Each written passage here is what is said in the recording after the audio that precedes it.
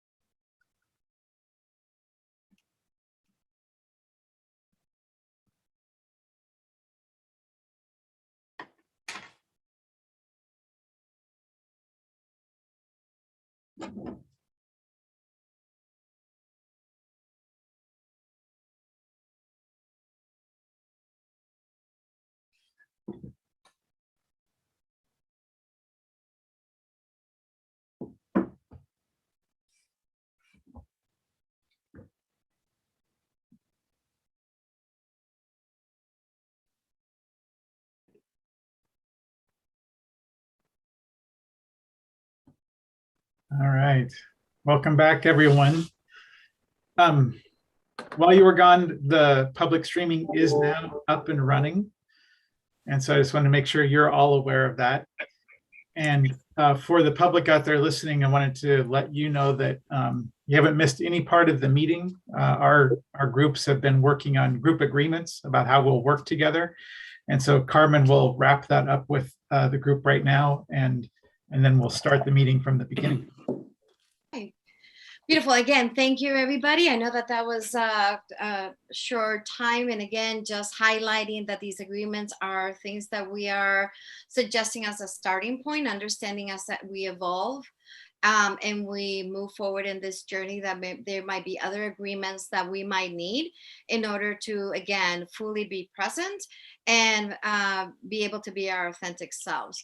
So with this, I'm going to ask group number 1 to please share what are the clarifications, but what are the agreements that were very important that we want to highlight and add as a added agreement, to the ones that we reviewed. I think that was my group. And the only one we came up with, Carmen, was not necessarily an agreement that we'll all end up agreeing at the place that we'll end up, but an agreement of where we're broadly going as a group, so that we can all agree on the sort of purpose of why we're here. And I hope that as Colt and Cindy offer their presentations, that we'll get a clearer sense of that as a group. But that was what was offered in my group. Okay. So I am group 2. And we had a really beautiful conversation in group 2. And some of the highlights that came forward is number 1, that positionality and rank is really, many of us bring that, and our systems are designed that way. And when we're speaking with community, we need to be able to put our positionality and rank, because it can be intimidating to our communities as we're trying to engage and as we're trying to be authentic and as we're trying to be real and transparent in our conversations. The next is to be curious and to bring forward our experiences and the experiences of the communities that we serve, and to be really careful with appropriating experiences that might not be the ones that you are representing or holding. So the other one is about, the experience and discomfort. What does that look like, sound like, and feel like, depending on who you are? But also to be very sensitive to the language, because language can be harmful, and be able to be highly in Might not be the ones that you are representing or holding. So the other. So there's, okay, did you all hear that, or was I the only one that heard that echo? Like, I'm hearing myself in my head, okay. And the other one is about trust. As we're moving forward, is that trust is earned, you know, and hopefully moving together with the right value and the value that we all bring, that this is about our children. This will happen as we move forward. Commitment to transparency, that was highlighted also in the group. And also that many of us bring, because of our positionality or our previous experiences, we believe that we bring knowledge because of previous conversations that have happened. Many of us have been around the block a couple of times with these conversations around school funding, and that we leave that previous knowledge and center us in the now and do a reset around the previous conversations, and rehashing past conversations might not be useful. So how we stand present in the now as we move forward. And also that around experiences discomfort, what are reactions and what's white fragility, and to be able to be really centered about what that means, looks like, sounds like, and feels like in a very diverse group of stakeholders, not only around race, but around perspective and communities that we're representing. So I'm looking at group 2. Did I capture our thoughts, feelings, and suggestions? Okay, beautiful, thank you. So group 3. For group 3, respecting all truths. Sometimes a community's perspective gets minimized, therefore it's erased out of the conversations. We should be respecting all truths, and we are a broad group of folk here, and not everybody's truth is the same. Therefore, we should also center race, culture, ethnicity. We're not here to talk about whether or not the school funding is appropriate for all kids. This is around a particular group of students that we are asking a question about. And then when it comes to positionality, the question around seeking times that are appropriate. As a practicing educator, I am not serving my schools today because of this meeting, and I would like to see meetings that could be held later in the day, maybe after 3 o'clock, maybe on a weekend. Those of you that work jobs and had to reschedule appointments and things like that. So the positionality of those that work a 9 to 5 and this is your job and you're able to meet because this is your work, versus those of us that are coming to support this work. Can we have some of the same considerations for meeting time? Thank you very much, Margaret. Appreciate it. Okay, group number 4, Cindy. It's Marguerite, long E. Marguerite, thank you. Thank you for that. Hi. So I had group 4, and our group focused a lot on the first agreement around leaving positionality behind. In my group, I have multiple people who are paid to represent a particular organization, so they really cannot leave their position behind. And they're paid to represent that organization and in many cases advocate for a particular organization. They also raised that sometimes they may need to go back to their organization to check in with them about a particular position, and that they had concerns that if one of them speaks up, it shouldn't be viewed as they're speaking up and saying, you know, this is how the entire organization feels, right? They're speaking in the moment, right? Also, what was highlighted in my group was that many of the folks in here are wearing multiple identities, right? They may represent an organization, but they may also be a parent, or they may also be, you know, for example, a school district employee or what have you. And so that's something for all of us to be aware of too, is that as they speak, they may be speaking under one identity and not the other, or both, or what have you. We also talked a bit about consensus and how would that be reached, and also the ultimate recommendations. And so some of my group, I think, had questions about that as we go through our day. The other one that they focused on was the data one, and talked about how much they like that. They like the transparency of it and the process. So that's what my group talked about.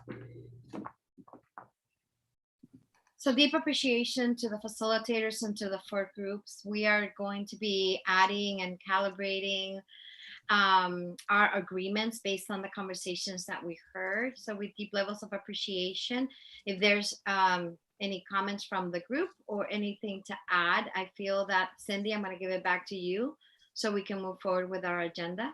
So I'm just gonna about 30 seconds to see if there's any comments. Tamara? Oh, and my apologies Oh, to Marguerite because I forgot to add this into the summary. But one of our group members said these agreements are more are great and they're more general. And where does like the agreements to attend either all or most of the meetings, like the more like kind of practical, where did those fit in? Okay, more technical ones. Okay, great. Thank you. Anything else from the group? For the good of the order, so we can give it back to Cindy. Okay, I think I'm next, Carmen. Okay, Mr. Gill. Thank you. So Tamara, if you can bring up the slides again, we'll start at the beginning. And thanks everybody for on the committee here for your patience around the technical issues. And definitely for the public. Again, we are up and running with a public view now, so everybody can watch us and observe the meeting. We did have to update the link, so we put that into the chat. So if you have people contacting you that aren't seeing it, please send them that link, and we can drop that back in again if that's helpful. Really appreciate your time, and Marguerite, I appreciate you calling out that it isn't convenient. It isn't convenient for people who are working during the day. It's not convenient for teachers and educators who are not with their students and with other educators. And we'll try to work on that as we go forward. But I appreciate that. We have several people working on this with us today. So working the waiting room, Natalie and Cindy will be taking care of folks in there. Ben and Cindy will be also monitoring the chat, and Tamara is going to help us with slides. We have breakouts at different times. You experienced one breakout to work on our group agreements. As we get started here, next slide, Tamara. Just thinking about us being a virtual community and having an audience that's viewing some of these, I'm just encouraging us when we can to keep our camera on. Clearly, everybody is an adult, and just like any meeting in virtual or real life, you can step out when you need to. And of course, there are always bandwidth challenges that people are living through in these times. So, but when we can, let's keep our cameras on so we can build community with each other. Also be aware of your background, because we are in a public setting. At ODE, we always name this to all of our staff and teams that we meet with, that children and pets are always welcome in our meeting. So no worries about that, but I'm thinking about other distracting things. So if you're, end up driving or something like that, that might be a place where you do want to turn off your camera. And then to mute your microphone when not speaking. And those of us that are co-hosts in here will try to monitor that too, so that the person who is speaking can be heard easily. Next slide. I do want to take just a minute to note that the members of this committee are from all over the state of Oregon. And I want to acknowledge that we are meeting on the lands of many tribes and bands who have Oregon as their current and ancestral territory. And I want to honor the ongoing relationship between the land, the plants, the animals, and the people indigenous to this place. We recognize the continued sovereignty of the 9 federally recognized nation tribes who have ties to this place, and we want to thank them for continuing to teach us how we might all be here together.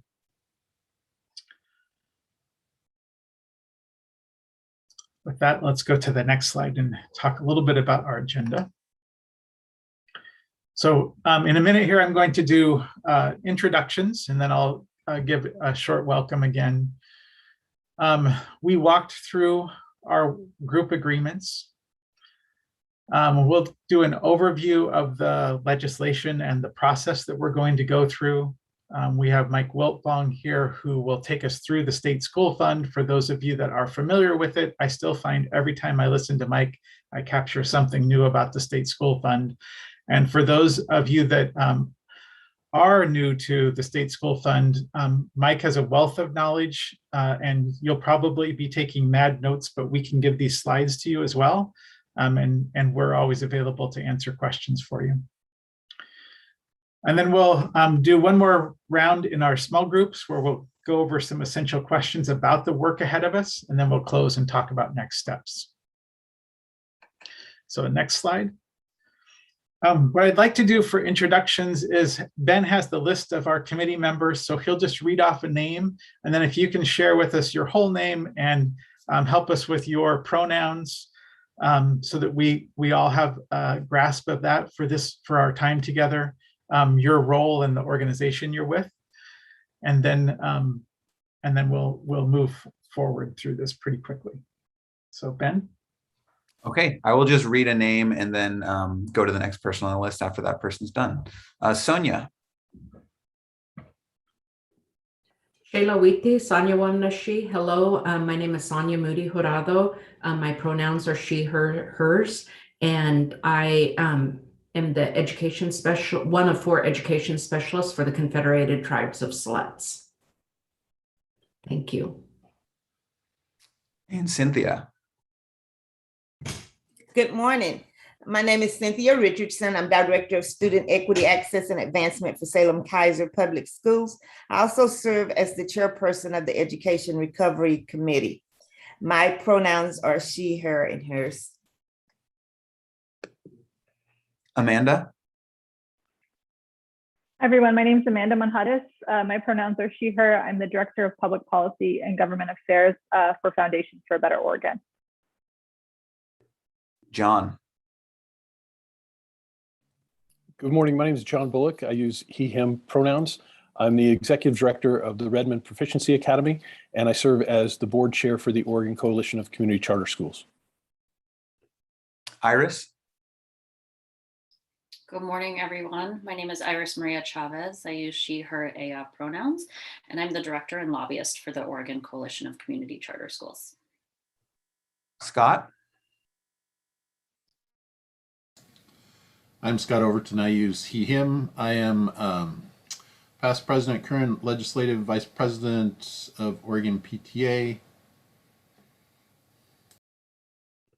Toya.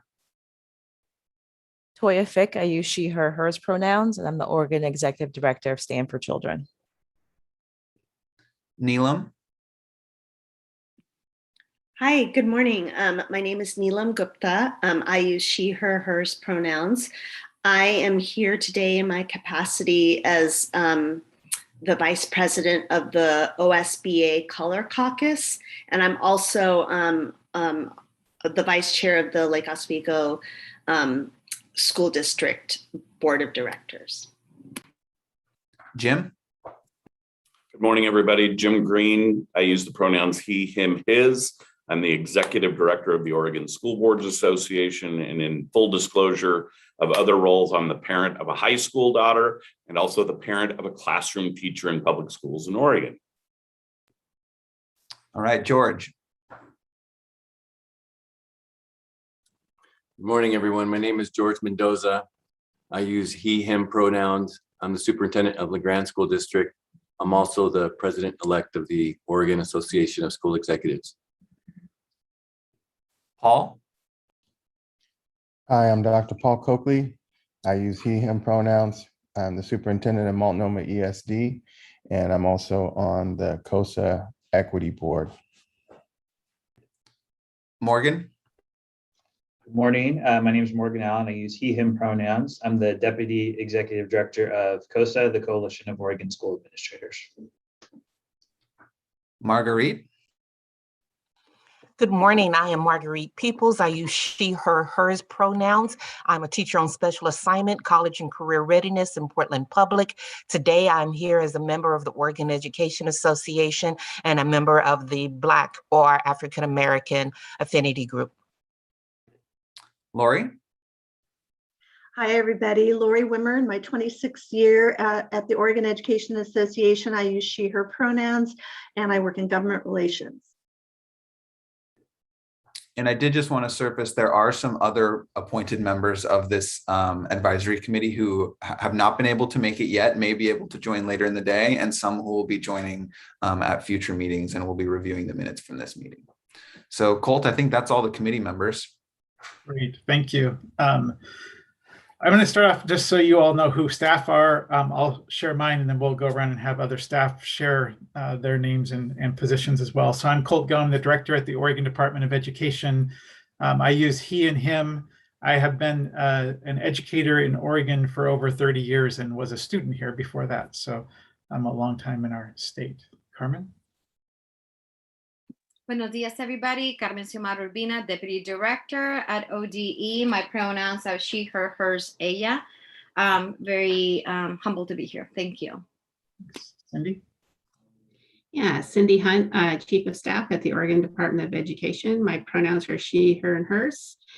And I'm leading a lot of our efforts around this advisory group. But I have a great team around me.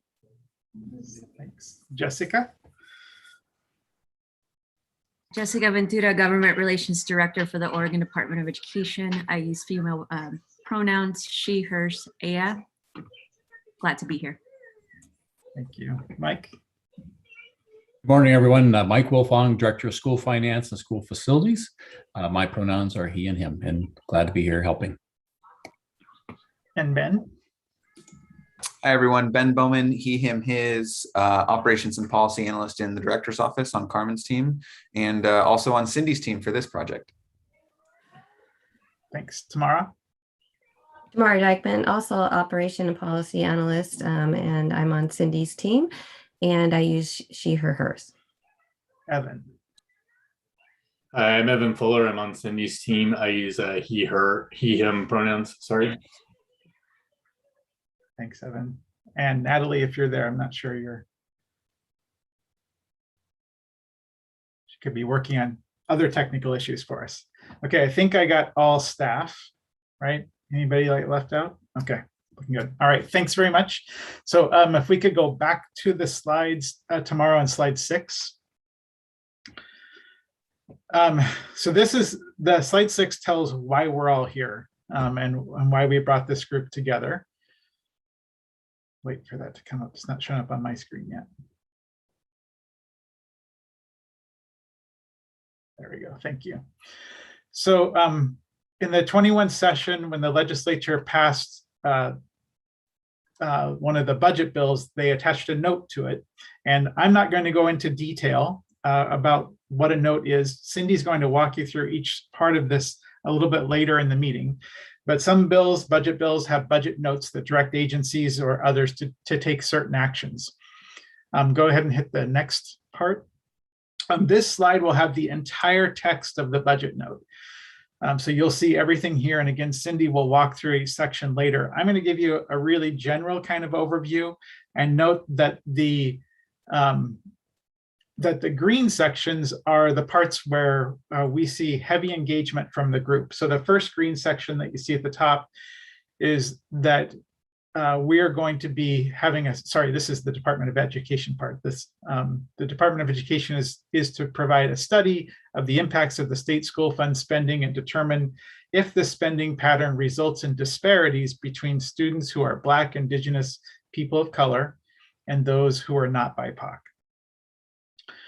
Then in that blue section, it directs us to contract with an experienced researcher who has done research in exploring and modeling education finance policy and practices so that we can understand the implications going forward. The next green section, the third part there, is that we are to appoint an advisory committee. So that is you all. This advisory committee is to have representatives from various educational advocacy and community groups with experience working with historically underserved students. So that we think that we have accomplished that here. And during the introductions, all of you named at least one organization, some of you named more than one. And I know many of others of you also have more than one. So we have folks here from the Racial Justice Council, We have folks that are also school board members who didn't have that as part of their introduction. So we have a lot of representation here of various communities across the state.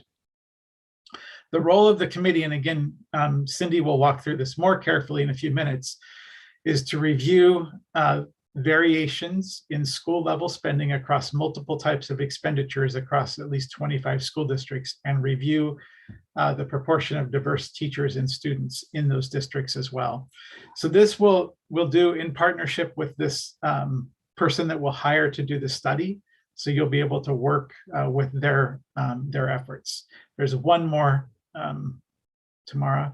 And this is just to say that the department's then responsible for submitting a report with the results of the findings of the study and your thoughts from the advisory committee by December 15th of 2022. Next slide. So in this space, one of the things that we want to do is be sure that we are centering equity.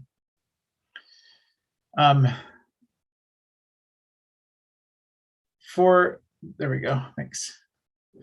For the Department of Education, one of our system change drivers that we've been using is a strategic plan that we have switched over to be an equity plan. So when I came into the Department of Education, like all state agencies, we had a strategic plan for the agency. We pushed that to the side and said everything that we do needs to be centered on equity, and we need to prepare ourselves for that. So we created a strategic equity plan that advances equity, racial equity, and anti-racist policies and practices. Go ahead and click the next part. It has this vision in it that I'll let you read, but what I'll share with you is that we've defined educational equity in a way that's highly tied to the efforts of this group around the state school fund.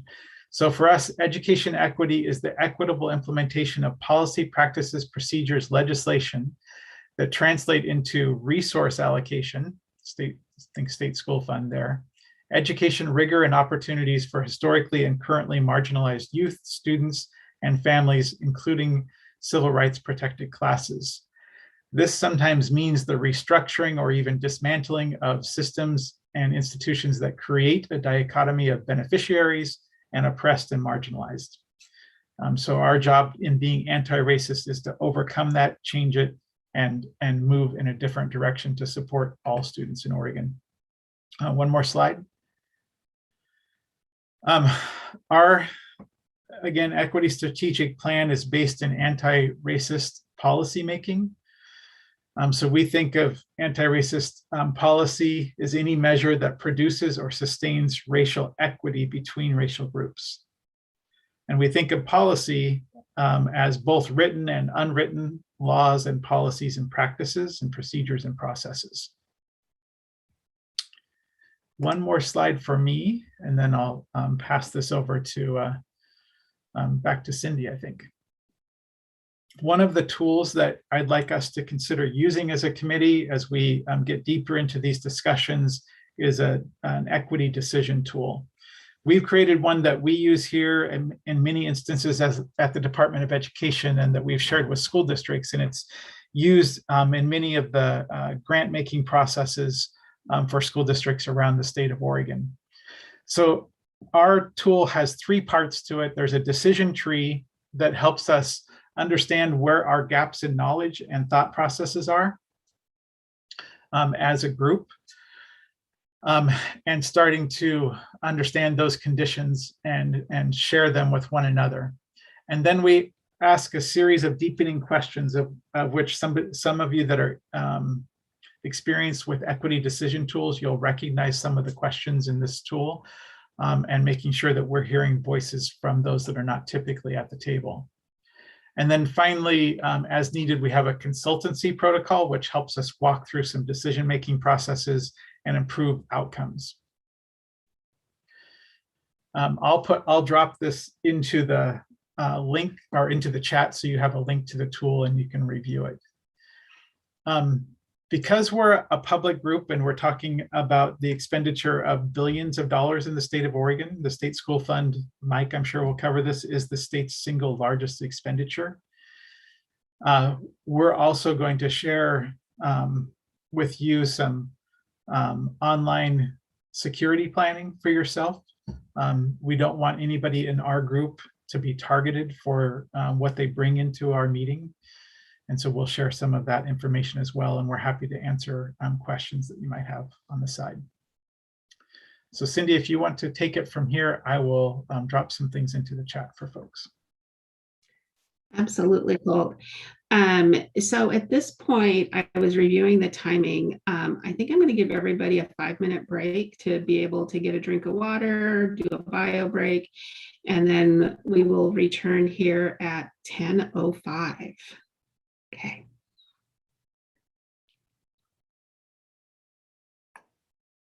Working on other technical issues for us. That is okay, I think I got all staff, right?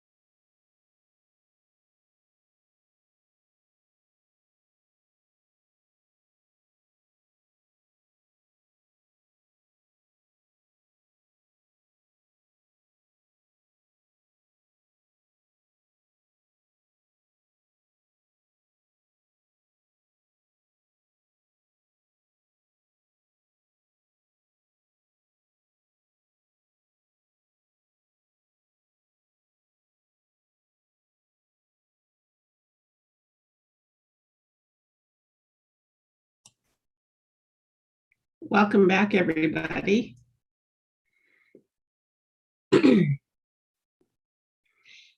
Tamara, can you take us to slide number 14? Okay. Okay, well, I hope everybody got a good stretch in, because we're going to get into right now the meat of the budget note. So what I'm going to be covering is the budget note itself. I mean, Colt already gave you a nice introduction to this. I'm going to be talking a bit about ODE's role, and also putting in front of you what I'm calling a draft timeline for this work, so that you kind of know what the year or year plus ahead of you may look like. So next slide.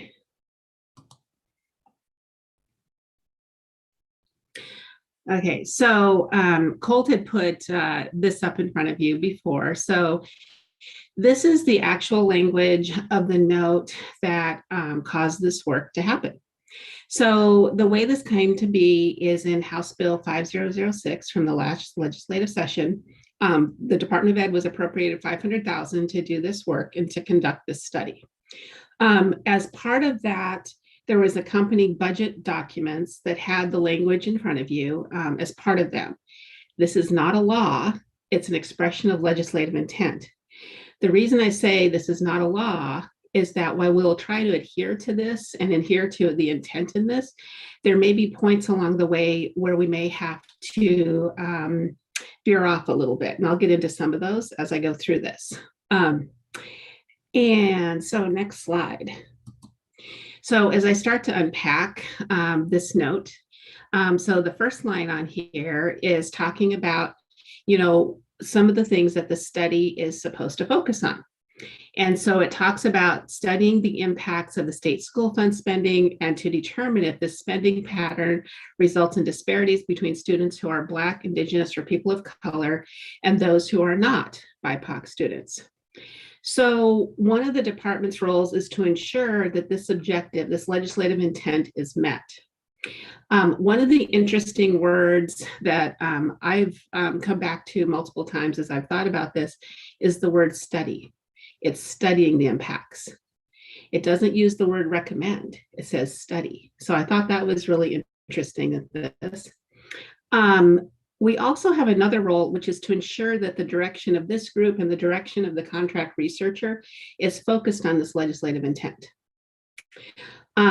Something else about this, as I was looking at this too, is it talks about, you know, and as we were talking to different proponents of this note that this was expressed, that part of the intent of this was to look at both the funding formula inputs, so like the weights potentially, and Mike's going to talk about the weights later.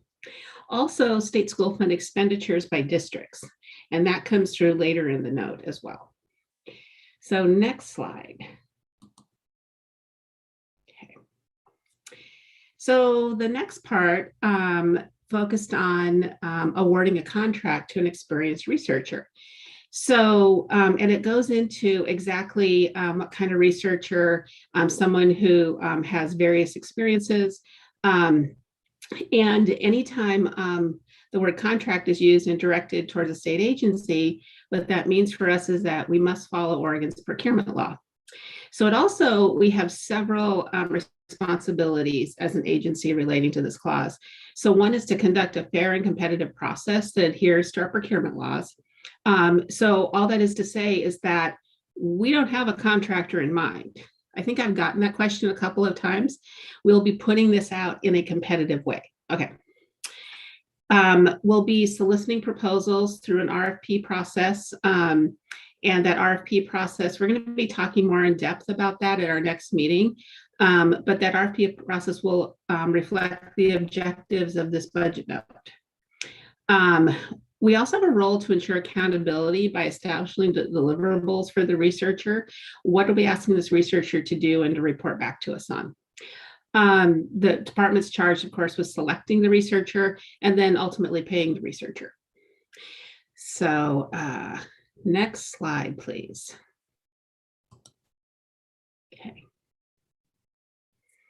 I also, though, as I'm going through this, I wanted to, out of full transparency, also highlights some of the risks and challenges with some of these clauses, right? So with this one relating to the researcher, you know, our work is not due until like December of next year, which seems like a really far time off. But when we start going through the timeline, you'll see that it's really not that much time. So one of our risks is timeline itself. Because as I was talking to, for example, some of our procurement staff, I asked, well, how long does it take to do a really big contract? And they said 6 to 9 months. And so I want that to sit in 6 to 9 months. Now, we are going to be doing some things to mitigate that and get this contract out in a shorter amount of time. But timeline is one of those risks, you know. Another risk with this is that there is some procurement backlog, both at ODE, Department of Administrative Services, and Department of Justice. Really large contracts have to go through both DAS and DOJ as well. And this procurement backlog, you may be asking, well, this obviously is a priority. Absolutely, we consider this a priority, but there are many priorities out there right now. Things related to federal funds so that we don't lose federal funds, for example, other legislative directions, and also other agencies may have priorities that they're asking DAS or DOJ to do. So some of this is actually outside of our control. So I wanted to name that as just a risk and a factor in all of this. The third one is that, you know, given that we're looking for someone who's very experienced, there's a limited number of researchers with expertise out there. And so one of the things that, you know, we're going to do our best to find a researcher and our due diligence, and we're going to ask folks to apply for this and all of that. But we do want someone who will be able to do the work, right? And so while we hope that multiple people will apply for this and pursue this, you know, that is one of the risks that we have out there, that really it's a limited number of folks that we're looking at.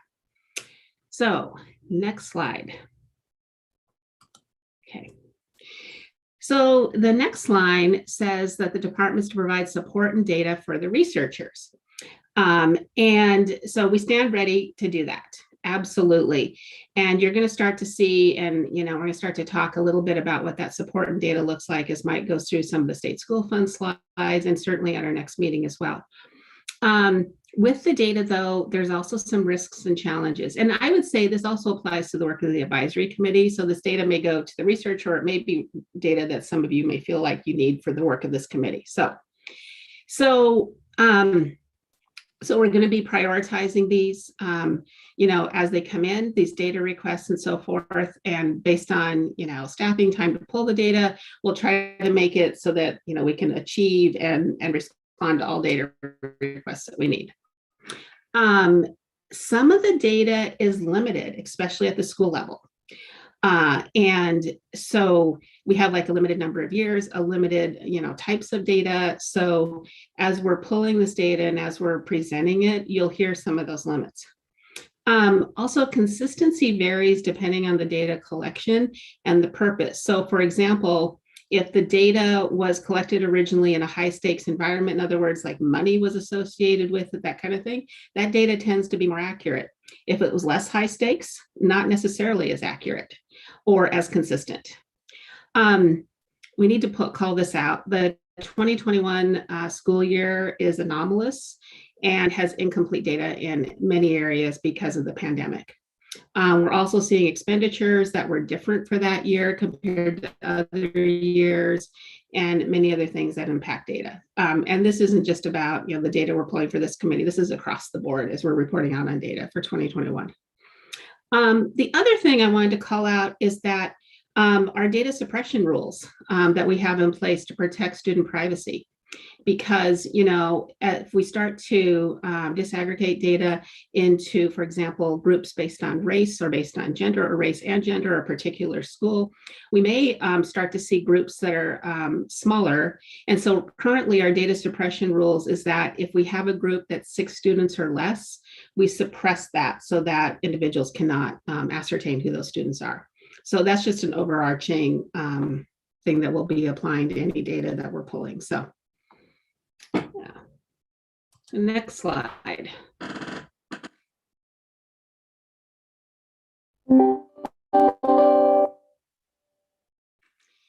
So the next one, Colt went over this. Well, obviously, we had a department had a responsibility to appoint an advisory group And so we've done that clearly. I'm told that your official appointment letters either they're basically sent out this morning or will be sent out. So you'll see all that. The committee, and then this also directs the committee, to review variations in school level spending across multiple types of expenditures across 25 school districts. This is very precise, right? And to review the proportion of diverse teachers and students. This is where I think we start to get into some of that, school level data that I was talking about. But I wanted to call this out that, there's the researcher charge that's, up ahead of this. And then there's also some very specific charges, within this language. Regarding appointing all of you, we felt like also our role was to ensure that this advisory committee was diverse and that all of your voices are heard as part of this process. Hence, starting out with the group agreements, right? And if you feel like your voice isn't being heard at some point, you can certainly, reach out to myself, Colt, Carmen, or any of our other staff that are helping with this process. We also, while these meetings are not required to be public meetings, we felt that we wanted to adhere as much as possible to the concepts of public meetings. So what that means is that these meetings are accessible, that the public can view the meetings. It doesn't necessarily mean that we have to give a forum for the public to, to comment at every meeting.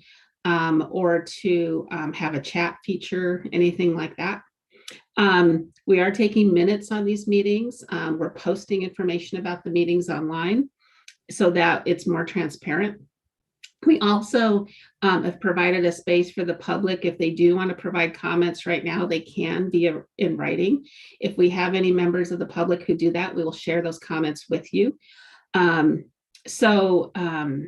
Yeah, so the other thing though, in relation to this is that we also, for protection, we set up 2 forums. And I know the members of the public are listening. Apologies that our second forum had some rough spots today. But we did that so that the public can view this, and so anyway, so that's how we did that. Yeah, so the other part of this is that as we were thinking this through, and as I get into the timeline, later in the year, we're going to have more need for facilitation of this group and more intense need. So we felt like to meet that need, we would also need to contract for a facilitator for the group. So that's just another thing that the Department of Ed's role is, just to ensure that this group is facilitated appropriately. Okay, next slide. Okay, so timeline. So we come to like the last line in the budget note, and it talks about December 15th, 2022. And it says, very specifically, we're to submit a report, okay, with the results and findings of the study. So the study is the contract researcher and this advisory group. So some of the department's role is to ensure that this report is drafted and it reflects the contract researcher's findings and the advisory committee findings. I'm using the word findings very specifically because it didn't say recommendations. That doesn't mean the group couldn't do recommendations. It doesn't say that there's a charge, for example, to come up with draft legislation. Doesn't mean the group can't come up with draft legislation, but it's not specific to it, right? Also, we feel that as part of this, that we need to ensure that there's a process for seeking and hearing input from a larger group besides yourselves. So as this progresses through the year, there will be more opportunities for members of the public or members of some of your or all of your organizations, if they choose to review and comment and provide input.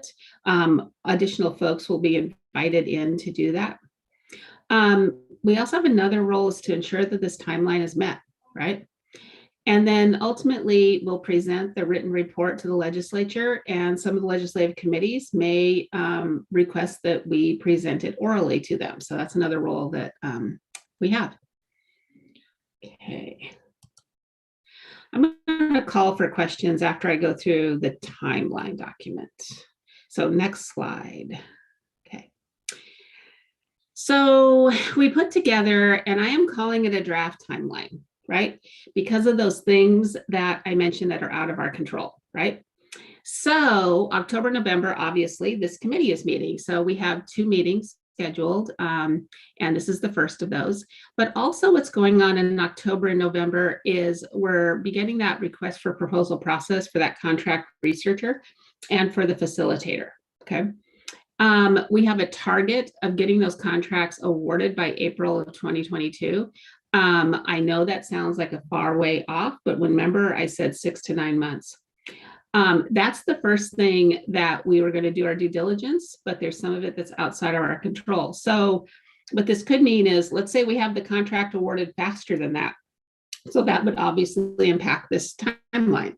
Let's say it takes longer. That also would impact this timeline. So there's things like that, is why I'm calling this a draft timeline. So for all of you, what we envision is as that researcher, or those possible researchers are responding to the request for proposal, you all are not meeting, you are doing your day jobs, right? So you get a little time off in between here. And then coming back in roughly in May, June, July, to be working with the researcher, to be going over some of the findings that are coming in, requesting data, developing those findings. So basically all of those things are happening. Also seeking input from that larger community is happening during that time period. As we were counting, we felt like by July is when that research is going to need to submit their findings, their final findings to the committee. And then the next slide. And then in August, a draft report would be open for public comment. In September, the feedback would be incorporated into the report and the report would be finalized. And then October, the report completed and submitted. One of the reasons, so one of the things that I always have to relearn about working with the legislature is that when they say a report's due December 15th, they don't really mean December 15th, they mean earlier. And often as an agency, we'll have a report that's due in December like this, and they'll say, oh, no, we want you to present it at the legislative days in November, because that's how you would meet the deadline. It's right before that. Okay, which then means in October, we're submitting it actually. Now, so that's why when I was doing this draft timeline, I built it around having a finalized report by the beginning of October. Now, we are, the agency, of course, is very capable of talking to our legislative partners and saying, if the December date is just not going to work, can we, move it back a month into January? Absolutely. But from the beginning, I was trying to develop a timeline where we would meet that legislative intent of December 15th. Also, I saw, okay, that's good. And I think I put the wrong, yeah. So, are there any questions about this? Anything I said? And I wasn't monitoring the chat, so. I think the chat looks good, Cindy. The one thing I would just reiterate around what you said is that while, like you said, we can, as a group, put forward recommendations or even propose legislation, that is not what the legislature asked us for. And it may not be what they would look for in our report. They're asking for information. Yeah.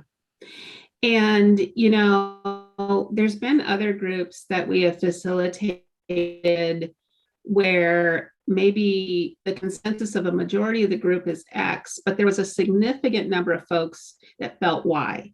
There's nothing that stops us from putting both viewpoints into the report, right? So I just want you to know that too, that, we have the ability to do that, to have multiple findings, multiple voices. I see Amanda has her hand up though. Yes. Sorry, figuring out technology. My question is, thank you for the presentation and for laying all of that out.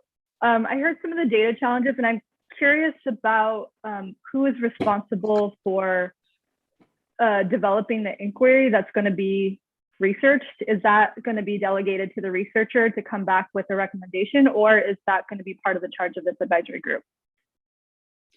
Yeah, that's a great question, Amanda. So as I was reading and thinking through this, I think it's potentially both, because the researcher, we would rely on their expertise to come up with, those inquiries. We would certainly, once we land on a researcher, we would have them meet with our data folks and talk back and forth, what kind of inquiry do you need, that kind of thing, right? So I would anticipate that a researcher with that much experience would be able to come up with, inquiries to meet our needs and everything. But there's a second part of this where the advisory group was also charged with, doing some findings and things. So I would think that this advisory group may have other inquiries. Now, I don't expect this entire advisory group to be, researchers with a lot of expertise. That's why we have a couple of researchers kind of monitoring and listening. And, our researchers at the agency would also be working with the advisory group on those inquiries. But I think the advisory group may also potentially have some inquiries as well that they will come up with. Cindy, can I add to that? And then Marguerite does have a question that you can think about while I add to this. So she wants to know if the researchers will come from a national search, so they have experience. Yeah. But let me add to your previous answer too, just Amanda. Part of what we have to do through the procurement process is give a pretty clear picture of what they will be researching. And we can build into that they may alter that to a degree based on the data points that are available and apply their expertise to it. But once the contract's developed, we can't go far away from what we originally asked for because otherwise it would be developing a new contract. They need to know what they're putting in an estimate of how much the cost would be. Yeah, thank you. Yes, our intent is to do a national search. That does not exclude, though, researchers in Oregon, obviously. But yeah, our intent is to do a national search. I would also say to this group, if you have seen work of researchers nationally or locally that you think that we should be reaching out to, absolutely send us those names. As part of our procurement process, we do have the ability to send out that RFP, to specific folks and say, hey, think about this, So yeah, if you have specific folks in mind, we would welcome that kind of input as well. But as related to that, that is very welcome. And then because the procurement process is all about accountability and the use of taxpayer dollars, don't have conversations with these potential contractors, because that could actually make it so that they can't submit or they can't be accepted. So if they have some kind of knowledge from committee members that other contractors and potential bidders don't have, then they could be disqualified. So really good to share ideas about who we should make sure gets the information and we should solicit, but not a good idea to talk to them directly about what's going to be asked. Thanks for keeping us legal and honest, Colt. Yeah, so I know that was a lot to kind of throw at you. And, I will tell you, like a good novel, I've told a couple of you this, like a good novel, every time I read that budget note, I get something else out of it, right? I'm like, interesting. So, so I would encourage you, on your own to take a look at it, and start thinking about it. I know many of you probably already have done that. Yeah, so with that, I don't see anyone else's hands up. I don't see any other questions in the chat. Okay, so I think I'm going to hand it off to Mike Wiltfong is our next person, and we're going to talk about the state school fund. Mike. Great. Thanks, Cindy. Good morning, everyone. Again, Mike Wiltfong, Director of School Finance, School Facilities with the Department of Education. Admittedly so, when I was asked to do this, I was thinking about the audience and how I would go about presenting this information, where the understanding of the state school fund varies considerably. Some of you I know well from previous meetings, committees I've been in, but some of you are new to this process. And so I tried to make this, as Colt identified, try to make it a little interesting for all aspects of this, but also try to help you with the understanding of how the state school fund works. Along that line, I would encourage, and I built in time for this, that if you have questions as we're going along, to ask those questions. I will tell you that part of the agenda as we're going through the slides is I'll be talking about the revenues. I'll be talking about how the funding formula works. We'll be looking at trend data so that you can kind of see where we're at, where we started, many years ago, 30 years ago. So again, that's coming eventually in the slides. But if there's a technical aspect to this that you're not understanding, or you want to go back and look at a slide a little bit longer, go ahead and raise your hand, and then we'll come back to that. And the raising the hand feature will bring you to, so I can see, so I can go ahead and pause. So again, just encourage that, as we're going through this, that we can answer some of those questions. Because like I said, there's probably many of you that this may be the first time that you've had an introduction to the state school fund and how it actually works. So with that, I'm just starting off identifying that, again, this, as Colt identified, it's the state's largest investment. It's primary source of K-12 funding for education, which has been in place for the last 30 years, since 1991. We'll talk about the history in here in just a moment. Again, it's highly prescribed in Oregon revised statutes and rules, and it provides for a variety of revenue transfers and dedicated grants for specific education programs. And the balancing combination with the local resources is dispersed through the equalization formula. And I'll get into that a little bit more as to how that works, and some interesting facts about that in the over time, how that has evolved and really hasn't evolved. And so we'll talk about that a little bit more. But my goal today is really try to help with understanding, not necessarily make you a state school fund coordinator per se, but just really to understand that there's a variety of roles that are at stake with this. There's the adequacy, the equalization, and equity. And clearly, I know a number of you are here for the equity conversation, but I also think you can't talk about the state school fund without the other pieces, and then also understanding the history of that plays into that, the adequacy and the equalization. So again, just kind of those are kind of three different points I'll be touching on as we go through this, but those are important pieces in any funding formula, that there's the adequacy, equalization, and equity aspect in all that. So with that, let's move on to the next slide. So a little of the history. So starting in Measure 5, many of you are probably familiar where that was put in place. And in response to that, again, just due to try to limiting the property tax growth in Oregon, something similar to what California did.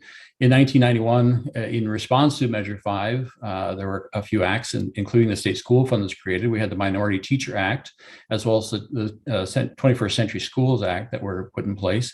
What's also interesting, I think, about the state school fund is, and I've heard this from several of the people that were involved in that process, is that it was created as somewhat of a temporary solution in response to Measure 5, not necessarily be a long-term solution, but more of a temporary. And the creators looked to a number of other states and what they had in place, borrowed a lot of ideas from other states, and was kind of the genesis of it. But what's interesting about the state school fund in that, again, every legislative session, going back to, I've been part of the state school fund, working directly with or indirectly with the state school fund for about 15 years now. And so I've seen a number of legislative sessions, and in every session, there's a number of bills that are introduced to try to change it in some way. And then usually what happens is, as we come out of it, there's not a lot of change. And so I think that's fascinating that over that length of time, it has, and I'll just speak that here in just a second, it hasn't changed much. And so again, just kind of want to bring that to light. Again, moving forward with the revenue source for the state school fund, Measure 47, limited the property tax to 3%. And property taxes is a large part of the funding for the state school fund on the local side. And of course, we have the state side of the funding. And Measure 50 came along to help clarify Measure 47. At the turn of the 1999, the K-12 support switched from moved to 70.6% of the funding coming from the state. Whereas in the past, 28% of that was from the state. So again, and I'll show you a slide here in just a second, which I think is interesting from a history perspective, to where the local and state resources switch places, if you will. In 2000, the quality education model was established. In 2007, there was the major portions of the 21st Century School Act. Let me just go back just real quick on the quality education model, as probably some of you are familiar with that. It reviewed the adequacy of funding and reviewed the forecasting and the needs of that moving forward, and a lot of that work. And also probably a number of you heard that even though the model indicated that more resources were needed, oftentimes the legislature was not willing to support that, or we didn't have the resources to support that. And so again, there was many years where it was billions of dollars less than what the quality education model identified.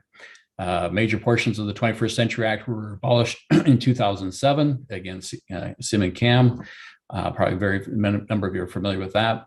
In 2009, Pendleton School District versus the state of Oregon. This was regarding the sufficient funding of quality education goals.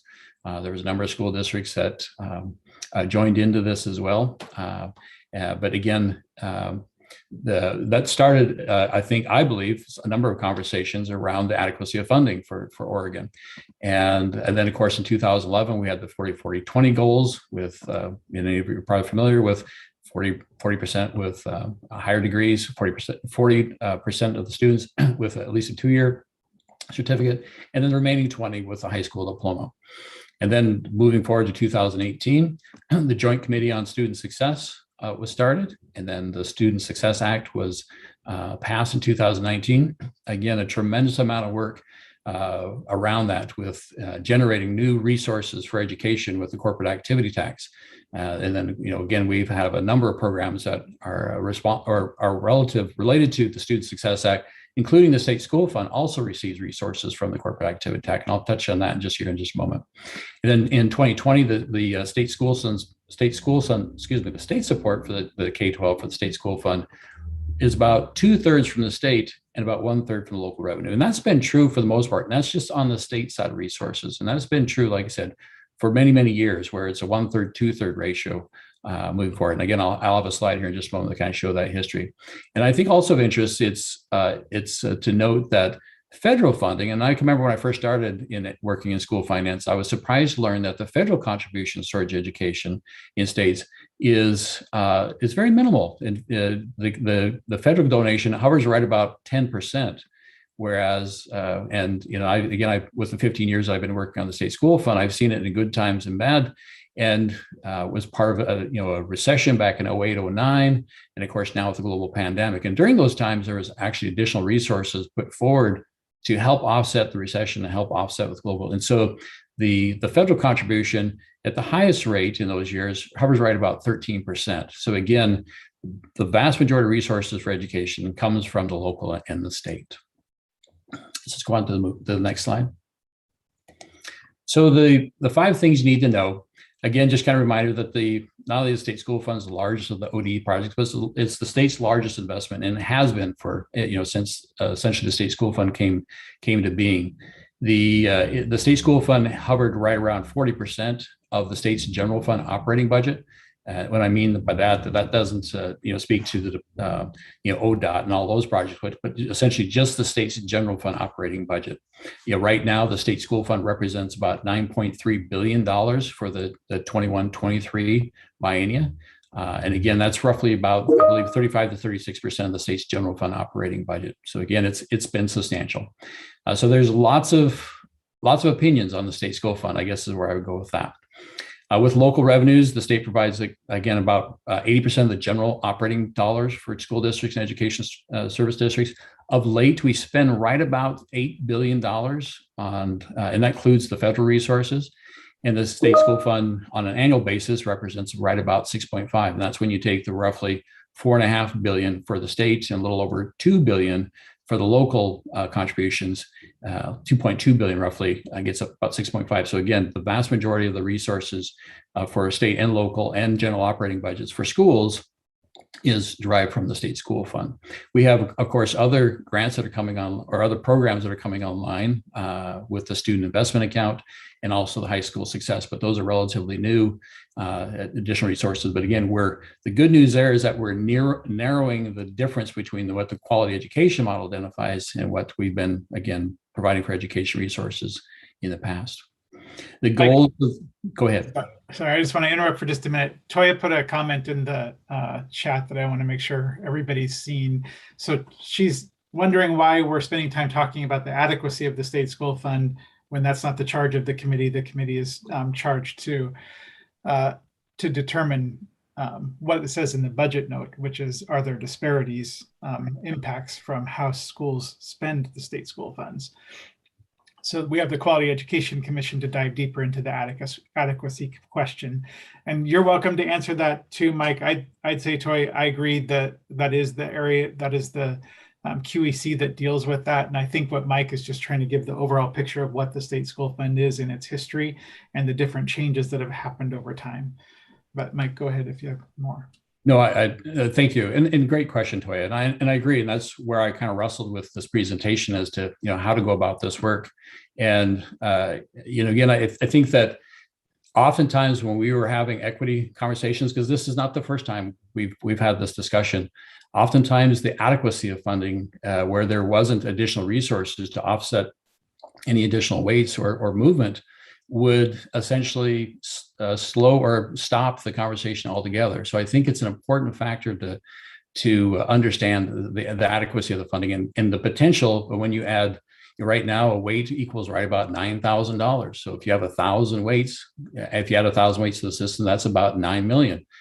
Again, if you add 10,000 weights, that's right about $90 million, almost $100 million on an annual basis. And so again, I think that understanding the impact of adequacy and when there's changes to potential weights, which this group may be making those recommendations, I think it's important to understand what that represents and how that changes the conversation for the state school fund. Okay, let's go on to the next slide.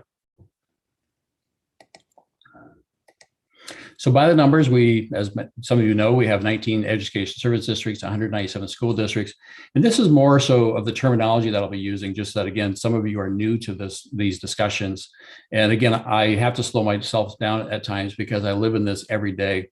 So if there's something that you don't understand, or if I use a term that is not familiar, go ahead and stop. But what we're going to be talking about is, ADMW. And when let me back up a little bit. We're going to be talking about head count, average daily membership, which we call ADM, a weighted ADM, which is ADMW, and then weighted ADMW extended, which is the 80, again, is used in the state school fund formula. So I'll be rolling through and using, and some of these graphs will be showing here in just a bit, but we're referring to ADMW.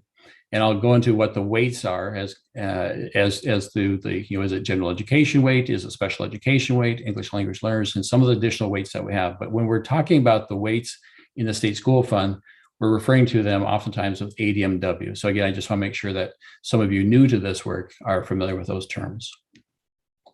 As you can see, roughly about 703,000 weighted ADMW is the number that we were using for the current 21-22 school year. And I'll show you some slides here in just a moment of how that has changed over time. Okay, let's go on to the next slide. Another point that I just wanted to identify is that the revenues for the state school fund are largely from property taxes, which probably doesn't come as a complete surprise. But again, for the biennium, we have roughly about $4.5 billion for 2 years, but 94.2%. The common school fund makes up a small portion of that. On the state side, it's not too different, where income tax is a large driver of the resources. There is for the $9.3 billion that we have on the state side for the current biennium, roughly just under $700 million is attributed to the Student Success Act dollars. And so that's making a substantial contribution. In the past, a lottery was a big contributor, where it's a little over $1 billion. And now that has been reduced considerably, where that's it's actually less than what the Student Success Act contribution is towards education. And as we all know, the lottery is passed to try to help with education funding in the past. But again, for the most part, the state resources are on the income tax. In fact, it's almost similar to where roughly about 93% is from on the income tax side. Let's move on to the next slide. And I think this is kind of a slide that tells an interesting story for education in Oregon. And again, I think some of you have seen me present before. You've seen this slide, but I think it's important to note the revenues that come into this. And then again, to Toya's point, I just want people to understand of the impact of funding and how that plays into making decisions or making changes within the system as a whole.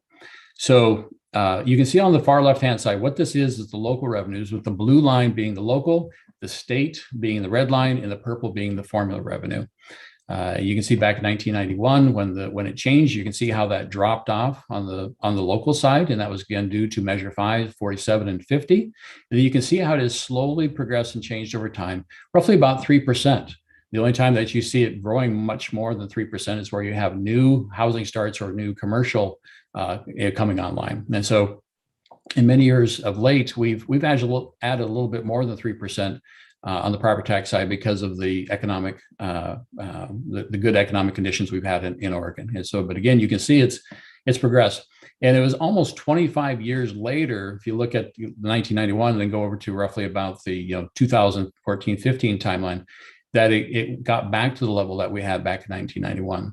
The state, the red line represents the state's contribution. And so you can see how, again, that changed considerably in the early 90s and switched places and moved up progressively. What you can also see in that timeline is where it dips down. If you look at the years that did that, those line up with recessions typically, and then other factors. And then the formula revenue is the purple line. You can see that moving up. And again, it mirrors the recessions. But my point being is that you can see how the local contribution is relatively constant.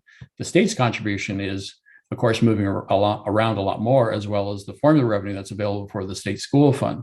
And you can see that has continued to increase over time, but there has been some dips in that along the way, which again has played a role in decisions about any changes to the state school fund. Moving on to the next slide with, again, just to help a little bit understanding of the funding and how it goes. Because in the transfers piece, I'll speak about this in just a moment, there are other aspects of equity, in my opinion, than just the weighting of the ADMW. And so again, think of this as your home, your checking account, if you will, with a few more zeros. So essentially, this is for the last biennium, or for the 2021 state school fund year, and this is as of February 2020.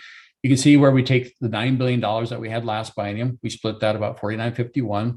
And so our starting point from the state side is right about $4.59 billion. We have some transfers, and the transfers I'll talk about here in just a little bit.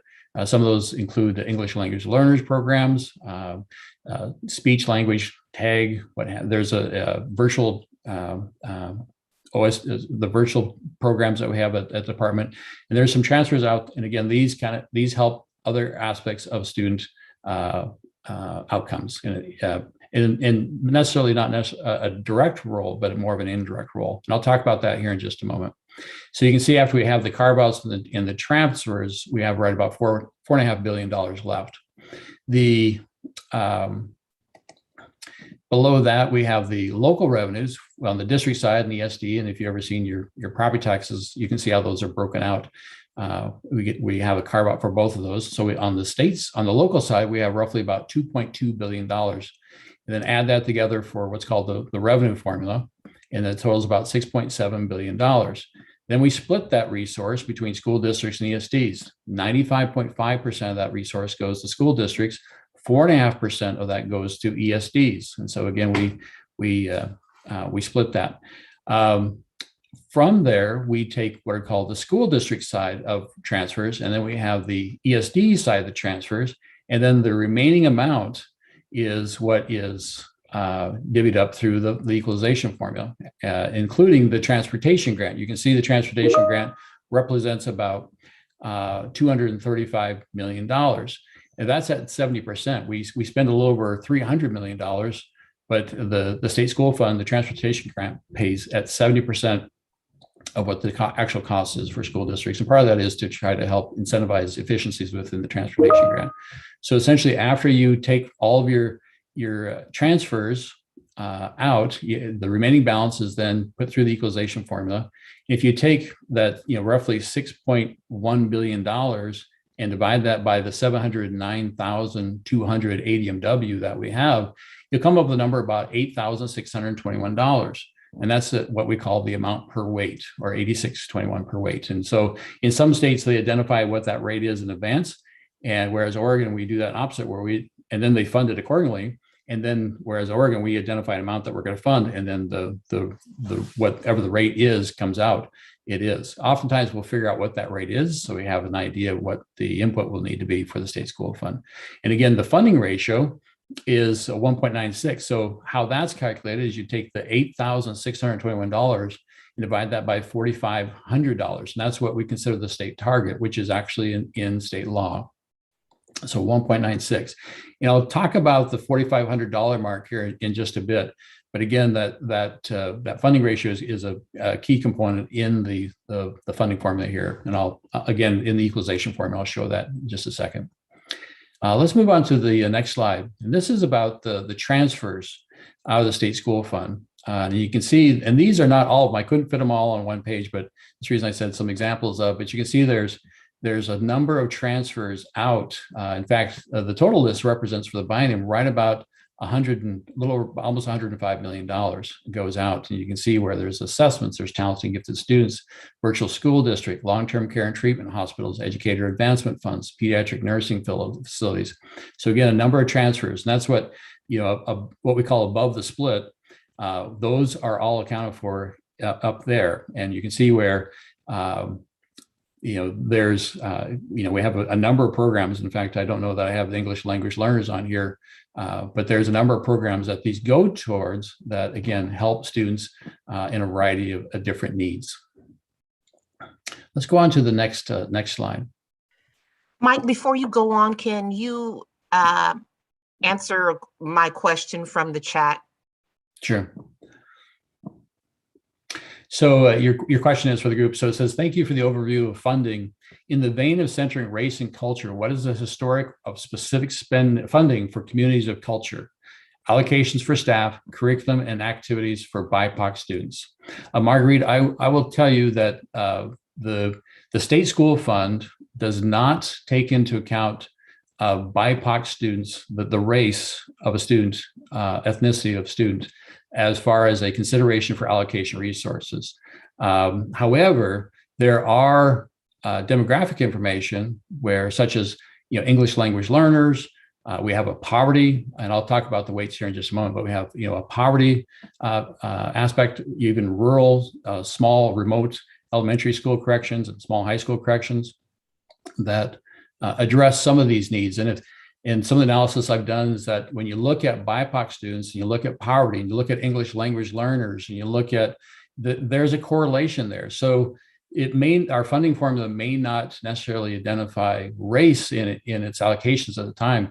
We are trying to respond to some of those needs through, again, the English language learners or poverty, as an example. But and I've also done some research to see if other states have a BIPOC weight. And at this time, I'm not aware of another state that has done that. Not to say that we shouldn't do that, but I'm just saying is that we have not used the race as an indicator. I will also note of interest is that, when the state school fund was started back in 1991, the BIPOC rate was right about 11%. As it stands in Oregon, it represents just under 40%, right at 38% of students are BIPOC. So. Second or follow-up question to that, earlier when you talked about the different changes that happened through the measures, there was a measure for minority educators. Do we have a note about the impact of that particular legislation and funding that can be followed up with? I will, as far as, I'll have to defer to the members, the ODE. I'm sure that we can take a look at that and help with that understanding. But I do think that was an interesting point, and hence the reason I included it in the presentation. The only reason why I'm asking that is, so we went over some agreements earlier. I don't know that we came to consensus on the agreements, rather than just stating some of the things that some of us needed. But I really, because the question does ask a specific question, I would like for us to center race rather than generalizations. Sure.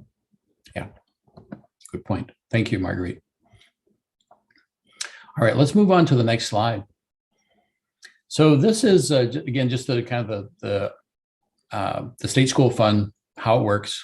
I just, and I'll show you the math problem here in just a moment, but the story problem is you take the teacher experience and you multiply that times the $25 rates. And so if they have more, the idea being there is if they have more experienced teachers, they typically cost more. Less experienced teachers tend to cost less. We multiply that. Oftentimes, so we take the state average, and if a district is above or below, it can have a negative adjustment or a positive adjustment. And we multiply that average times $1 or times $25. So sometimes if it's a 1 year difference, we would give them $25, and then we would add that 25 to the $4,500, what some would call a state target.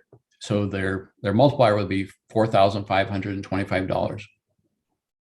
And then you multiply that result by the extended ADMW of the school district, and then by the funding ratio. And that's the general purpose grant for the school district. And again, that's some terminology I want all of you to be familiar with. The state school fund grant equals the general purpose grant plus the transportation grant, and that becomes what's called total formula. And then we subtract the district's local revenue from the total formula revenue, and the balance becomes the grant, the state school fund grant that we send out to school districts. And again, because the local revenues are already received at the local level. So it's again, just a real simple terms, it's the general purpose grant plus transportation equals total formula minus local revenues equals the state school fund grant. And I'll show you the math problem here in just a second if this makes a little bit more sense. Let's go on to the next slide. So there, as you can see, you take the middle parentheses there, 25 times the teacher experience plus the $4,500 times the extended ADMW times the funding ratio. And then you move down to total formula revenue, and then the state school fund grant is total formula minus the local revenue. So again, it's not a very complex formula, but it's important to understand that the role that ADMW plays into this. So let's go on to the next slide. Wait, Mike, sorry, this is Toya. Just on this slide for a second. Can you just for 2 seconds explain again the teacher experience adjustment? Like, what is that number, or are you aggregating the experience of the teachers in the school district? Yeah, sure. Okay. So we take we look at the average experience, the years of experience for teachers, both in state and out of state, and then we whatever that average is for the school district, and then we compare that to the state average. And right now it's right about 12. The state average is right about 12 years. And so, for example, if a school district had their average experience was 13 years, then you would have that 1 year additional.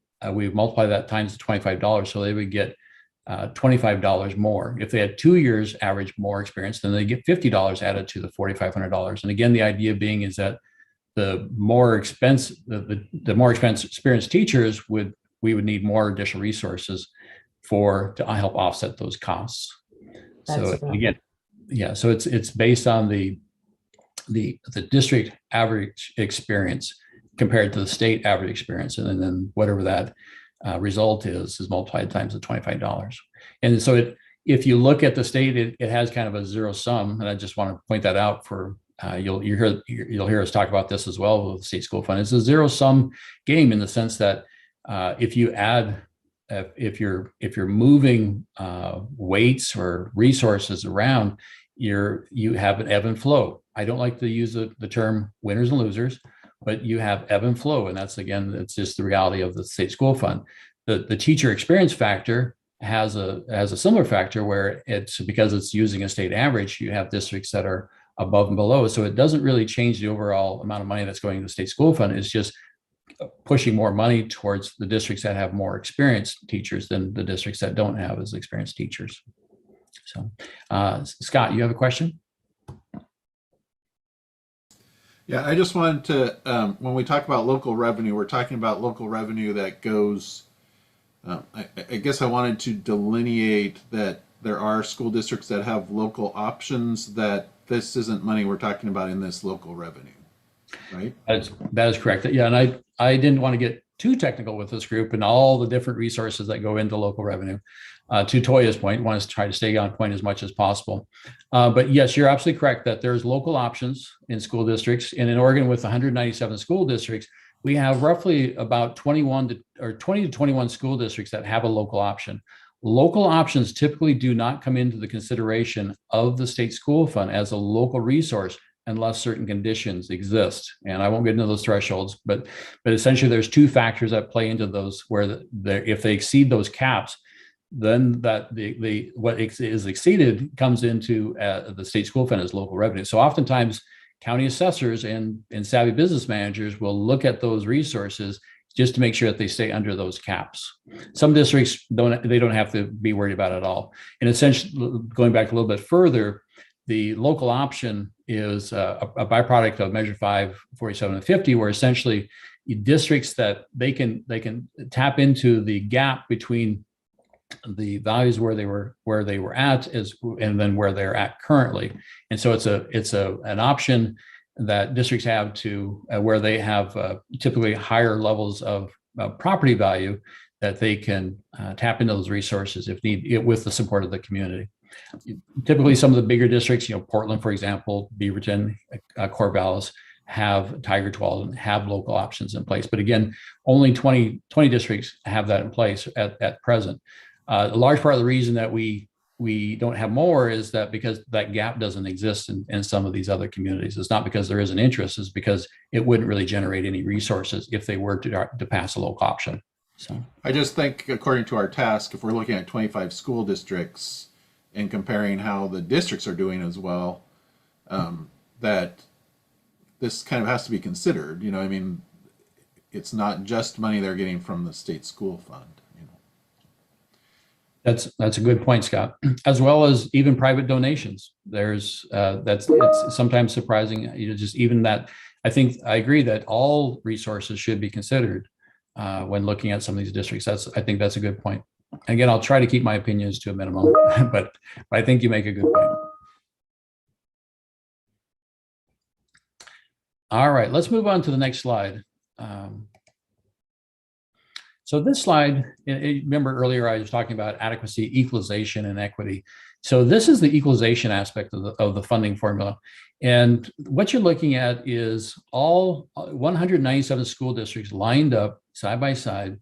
The red represents the amount that's given to the school district from the state school fund. The blue is the local revenues. And you can see that there's some spikes up then, but you can see for the most part, the level of funding is fairly consistent. When you get to the far right, where it's local revenue, those are the school districts that are typically timber rich or property rich, such as Neahkahnie, Nestucca Valley, out on the coast, Seaside, for example, those are property rich. And so they don't actually receive any dollars from the state school fund because their local revenues exceed the formula revenue, essentially what determines, what it costs to provide education. But again, for the most part, you can see that the amount of funding per school district is relatively consistent. And that's part of the goal of the state school fund in the early 90s, because before that, many of you that are familiar with this topic, the funding on a per student basis or available resources varied considerably across the state when you were considered, Southwest Oregon versus the metropolitan versus the east part of the state. So the goal was to try to equalize that across the state with state and local resources.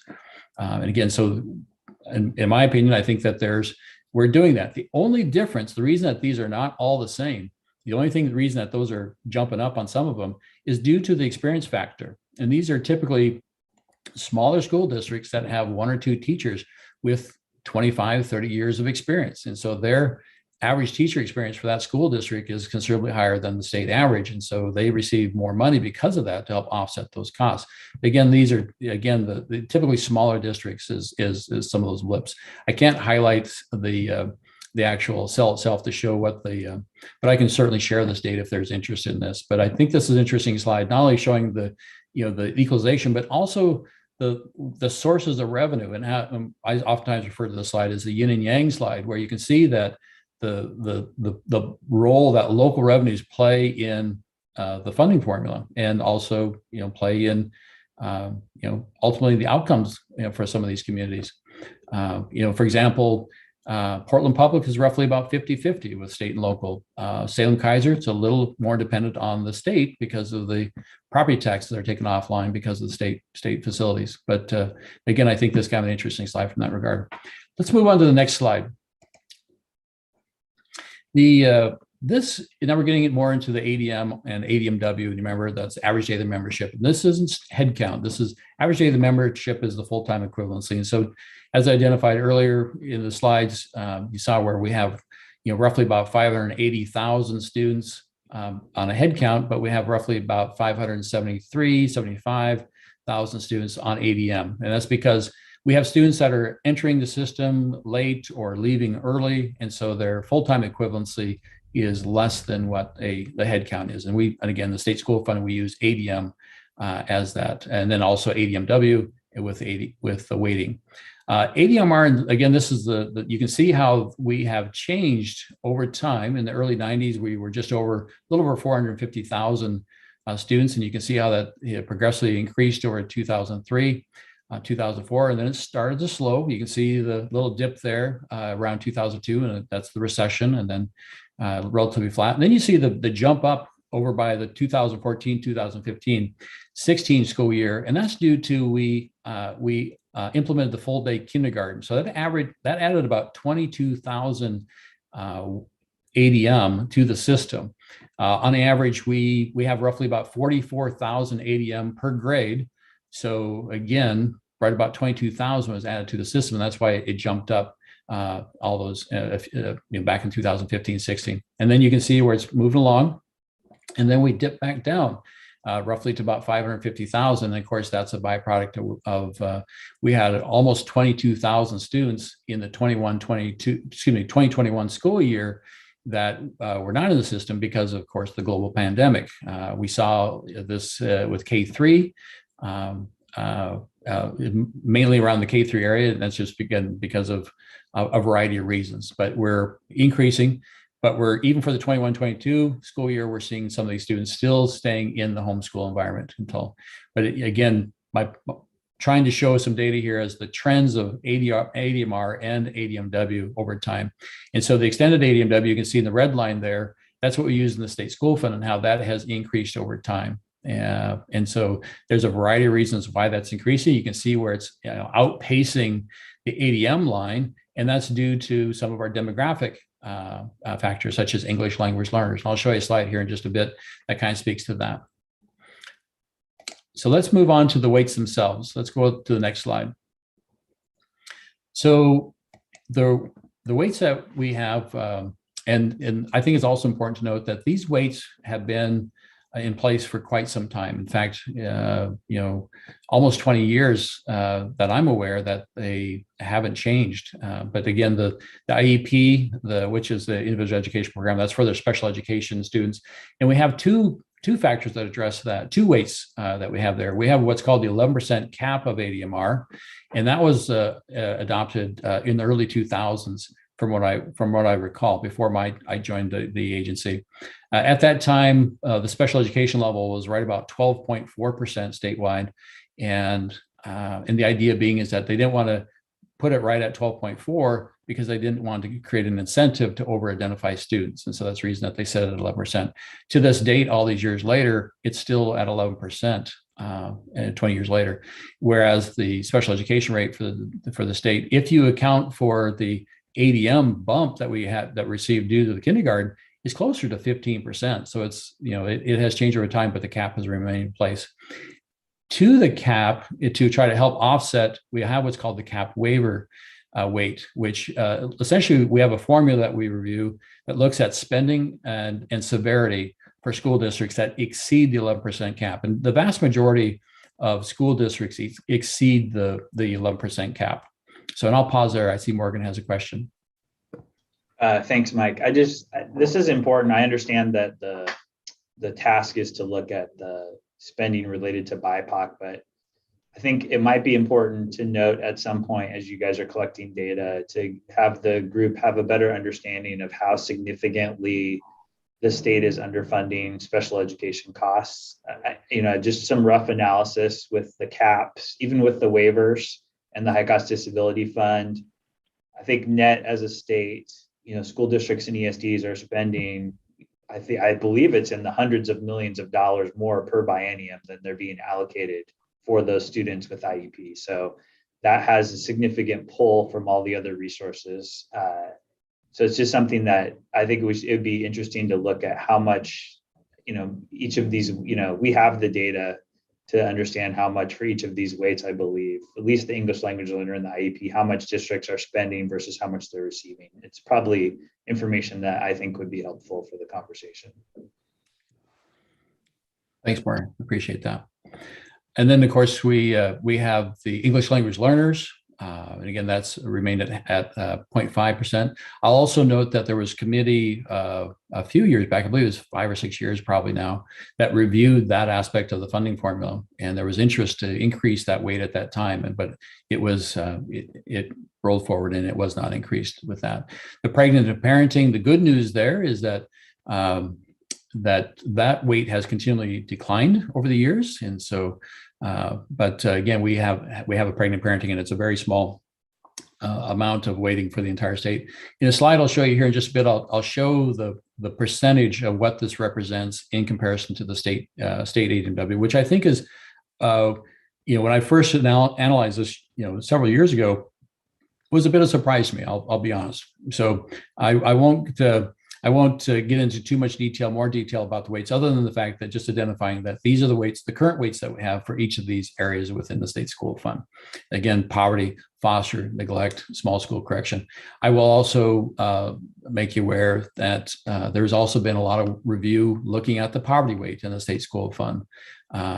There's several committees that I've been part of through the years, and there was interest to do that. But again, oftentimes it was the issue around the amount of funding and what that would represent if we were to make a substantial change there. But again, just want to note that that has been reviewed in the past. And I think that there's lots of evidence around that, changing that weight moving forward. There's lots of interest around that.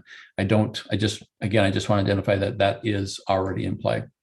Let's move on to the next slide. Again, when I first looked at this, admittedly, so I put this on a bar chart the first time. And when the general education weight was so much more substantial than all the other weights that the other weights didn't really show up on the bar chart. And so I put it into this pie chart to try to help identify where it's at. But you can see general education, for the most part, even though we have weights within the funding formula, for the most part, the weighting is all attributed to the general education part. And to the point, and I'll show the percentages as well as the dollar amounts that are attributed to these in just a moment.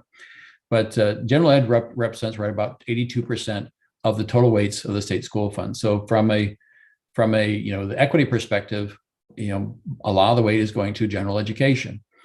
We have ELL, English language learners, roughly about 24,000. And again, because that's a half weight, what that means is we have roughly about 50,000 English language learners in the state.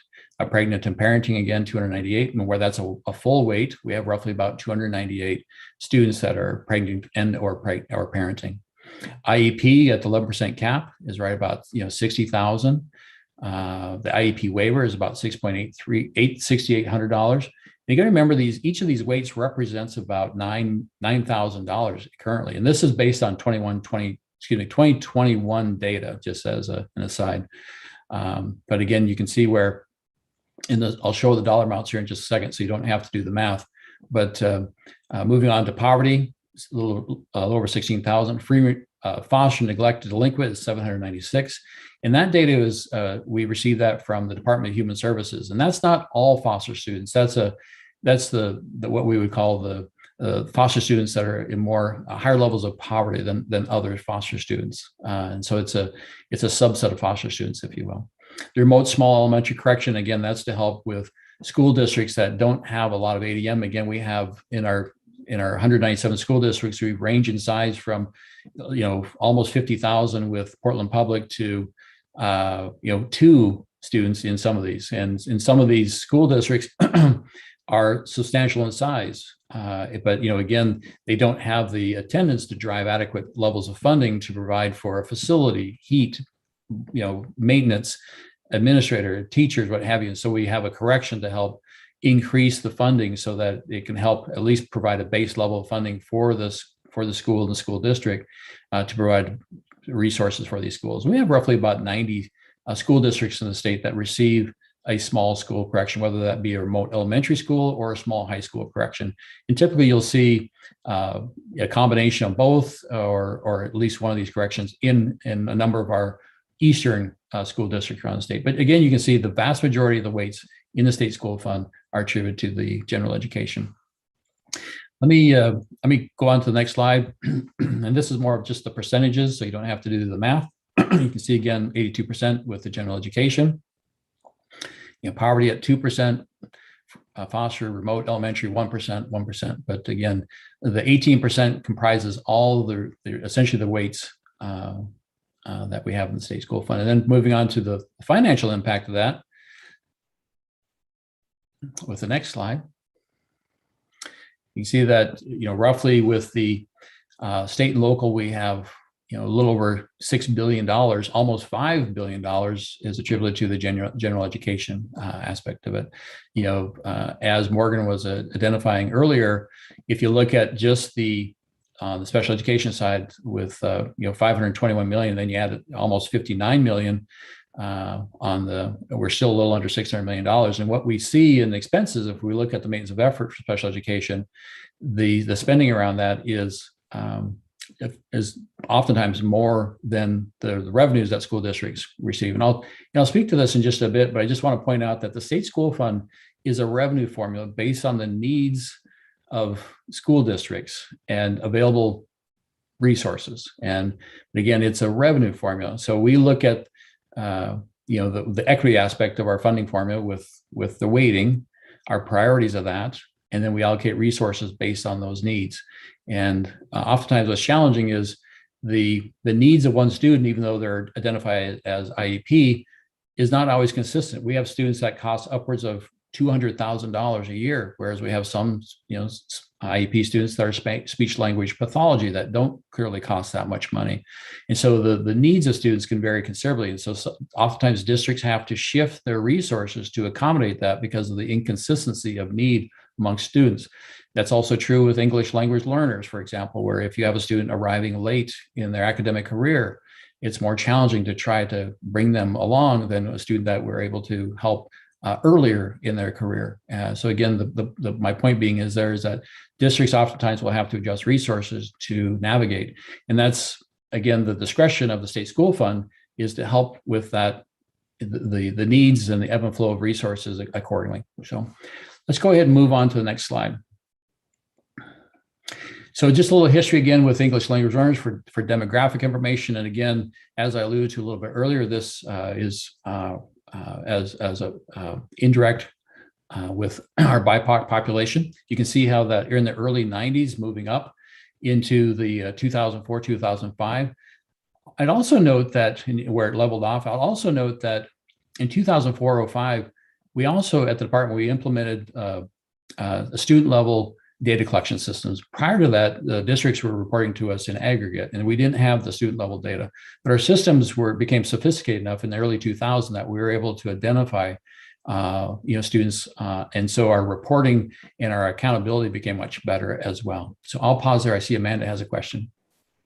Yeah, I think it's more of a general point as we're moving through the weights, and I would appreciate the follow-up with the disaggregation by race. I think that's going to be really helpful information for the committee. But in the language, just want to be careful about generalizing some of these weights as a proxy for BIPOC students. I understand that there's a disproportionate number of students in there, but it's clear to me in the history section that when the weights were established, and BIPOC students were representing closer to 11%. It wasn't part of the original intent to actually address the needs specifically of BIPOC students.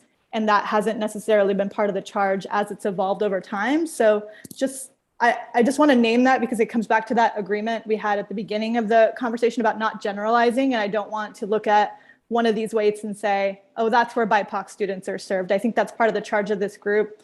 And something that we can think about is maybe a next step following this higher level view. So I would just make that request in our language. It's not intersecting those without data in front of us to be able to confirm and have that conversation. So good point. Thanks, Amanda, for that. All right, and so again, you can see how English learners, and again, also I believe a sign of migration in and out of our state over time, and for a variety of reasons. And again, but you can see here where that has actually has been on the decline of late. Now, part of that is there's been changes in federal law as far as the eligibility for students that are able to access this type of education. And so that I also believe has been a part of where we have seen recent reductions latest. There's been some changes on the federal level that as far as engagement with the students, as well as just even our ability to track this data, monitor this data in the systems. We're monitoring this a little bit closer than what we have ever done, in years past. So let's move on to the next slide. I think this one's a little bit more interesting, where this kind of shows all the weights again, with the top one being the special education. You see how we, in the early, and I apologize, the numbering system is going back, roughly 28 years. And so the series switched to the actual school year to just a number. So I apologize, but that goes back to the similar slide before, where it was, in the early 90s is when that goes back to. But the special education weighting, you can see where that shifted from, and these are actual counts, student counts, not necessarily the weights, but 50,000 all the way up to 70,000, where we're averaging, we're trending at it right about currently. Also, a little bit below that, we have the ELL weight, which is with the yellow triangle. You can see how that just kind of showed you an example of that. And then the poverty weight. I think this is also an interesting factor for the group, is that you can see how that had in the early 90s, it tracked up, but then it remained relatively constant for many, many years. And that's a product of how the funding, how the formula actually worked, where we used decennial census data as well as free and reduced lunch data. What we would do is we would take the decennial census data, and then we would apply a prorate, again, decennial census being 10 years, we would apply a prorate of the ADM as an indexing system to adjust the rate of poverty. There was an inferred rate that went along with that. And by using the index system of the ADM, we would increase or decrease the levels of poverty within the school district. And that, again, that was in our statute as to how we go about that. We used, in conjunction with that, we used the free and reduced lunch data, because there was concerns around the sampling level with some of our smaller rural communities. And so we would also compare that, and we would take the larger or the better of either the free and reduced lunch calculation or the decennial census data. And so, but the point here is that you can see how that remained relatively flat. And again, I apologize, I wish I had the years in there, because you can see, we had two major recessions during that timeline, and the poverty didn't move at all.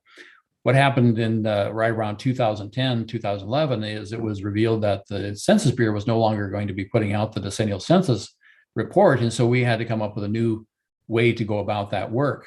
And of course, we were coming out of a recession. There was great interest in changing the formula. And so we did. And we started using what's called the SAPI, or the Small Area Income Poverty Estimate, which is a federal report which takes into consideration IRS data, TANF data, census data. There's a number of reports, data that go into that to compile that. And this is also the data that we use for our Title I allocations, which is our federal poverty allocations. But again, we changed our formula. And so much not to be surprised, we jumped up in our poverty counts because we were coming out of recession, and we were using real-time data versus 10-year-old data. And then it started to come down as our economy improved. And so the great thing about changing that is it's a better reflection of what's actually happening in the system on an annual basis. We can get annual snapshots. I will admit, though, that, and there was much discussion about this, the process and the formula that we use for that. And we received quite a bit of pushback through the years, but for the most part, it's widely acceptable as it is a truer reflection. I will also say, though, that it doesn't account for homeless students, and it doesn't, of course, account for race. And so perhaps that's something that we look on just as an idea. But again, that's a weight that shows, the reason that we have that bump up in the right around 2014 is because we actually changed the formula. And then below that, you can see neglect, delinquent foster is relatively flat. That doesn't change very much over time. So I'll pause and respond to Amanda. Yeah, I think Lori had a question right before I did, and I can ask mine. Yeah, mine was just that I know that the SAPI report was suspended because of the pandemic last year, and wondering how or whether that in any way impacts that formula for poverty. Yeah, thanks, Lori. We're working through that. I am not aware. I know that there's, and to your point around the suspension and the accuracy of the data because of the pandemic, and I haven't received any notifications as to that it being stopped completely. So we'll be working with our federal partners to see what data we have and can get. What's of interest is that it's a regressive model where it looks at, so for example, for this upcoming December when it's released, it's actually based on data. So it's forward looking, it's based on the data from the prior year. And so this would be about the time when we would start to see the challenges with, the reporting because of, the pandemic. So, but at this point, I haven't had any announcements that saying that they're not going to be able to produce anything. So we'll respond. A couple ideas that we have is perhaps we just roll forward what we have because it's relatively a good representation of where we're at. But again, what I always point to in the poverty formula, especially, is we have to base it on some form of data, and so we can't speculate, especially with there's a lot of money at stake with this. So, but again, I don't have a great answer. If at this time no decisions have been made as to respond if the data is not available. So. Great. I had a quick question about the formula that you just mentioned, and thank you for clarifying how that comes about. I guess my question, it might be putting a pin in this for the presentation on the Student Success Act, but I'm curious about the consistency between the state school fund formula and the student investment account formula and how those relate to each other around this idea around disadvantaged students. And I say that because I know on the SSA side that there's rulemaking happening around the definition for disadvantaged students. And I'm curious if there's something similar in the state school fund. So maybe it's a future conversation, but just want to get some clarity about the relationship between those two. And as a follow-up, recognizing that because less folks are using free reduced lunch data because we're seeing more universal programs, how race has been factored into those definitions in other states, because I have seen that happen before. So I'm just curious about that. And that's like a really convoluted question. So I realize you may just need to come back to that, but I just wanted to ask specifically about the similarities and differences between the state school fund and student investment account formula. Sure. Thanks, Amanda. So let me start off with the similarities, the funding formulas. That I'll just call out that the student investment account uses the extended ADMW from the state school fund. And again, the thinking is that it is a good representation as far as identifying needs of school districts, where we're accounting for special education, poverty, what have you. And so in that sense, it is similar. I mean, essentially we take the amount of ADMW, we look at how that compares with the school district, and then we apply a pro rate of available resources. And then we also apply a funding floor for school districts that have less than 50 ADMW, I believe is where it's at. And so we raise them up to a higher level so that they'll receive at least a minimum level of funding. And I believe there's roughly about 13 or 14 school districts that fall into this category. But again, how the state school fund and the SIA does borrow the extended ADMW in its calculation and prorate of resources for a large part. As far as the conversation around free reduced lunch, I will share this, again, just based on my experience, again, trying to keep as unbiased as I can.